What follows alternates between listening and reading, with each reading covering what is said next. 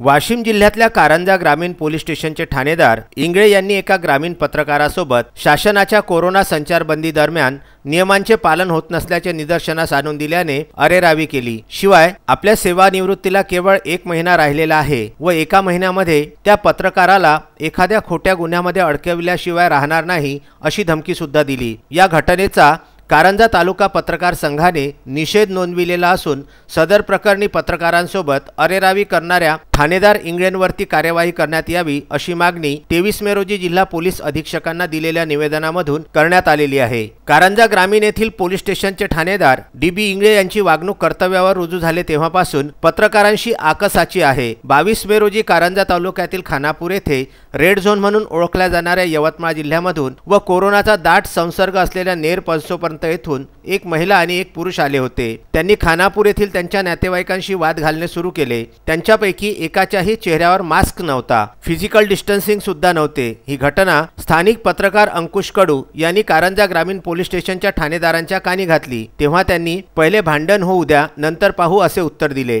त्यानंतर पत्रकार कडू यांनी सदर माहिती तहसीलदार, तलाठी व पोलीस पाटील यांना देण्याचा प्रयत्न केला, पण यापैकी केवळ पोलीस पाटीलच हे घटनास्थळी पोहोचले। जवळपास 2 तासाने सदर महिला व पुरुष हे गावामधून निघून गेले। त्या दरम्यान पत्रकार कडू यांनी सदर माहिती स्पीड न्यूज या व्हॉट्सॲप ग्रुपवर टाकली। त्यानंतर जिल्हा पोलीस अधीक्षक त्या ग्रुपचे सदस्य असल्याने त्यांनी ती माहिती पाहिली व त्यासंबंधी सदर ठाणेदारास विचारणा केली। त्यानंतर 2 तासांनी ठाणेदार इंगळे घटनास्थळी पोहोचले व गावातील जवळपास 7 ते 8 नागरिकांसमोर तू आतापर्यंत कोरोना संदर्भातील बऱ्याच बातम्या प्रकाशित केल्याने मला जागोजागी चेकपोस्ट उभारावे लागलेले आहेत। शिवाय याचा मला खूप त्रास झाला। माझ्या सेवानिवृत्तीला फक्त आता 1 महिना बाकी आहे। या 1 महिन्यात मी तुला पाहून घेतो आणि एखाद्या खोट्या गुन्ह्यात अडकवितो अशी धमकी दिली। सदर घटनेचा कारंजा तालुका पत्रकार संघाच्या वतीने निषेध करण्यात आलेला असून कार्यवाहीसाठी जिल्हाधिकारी, जिल्हा पोलीस अधीक्षक, उपविभागीय पोलीस अधिकारी व तहसीलदार यांना निवेदने देण्यात आलेली आहेत। पत्रकारांसोबत अरेरावी करणाऱ्या ठाणेदारांवरती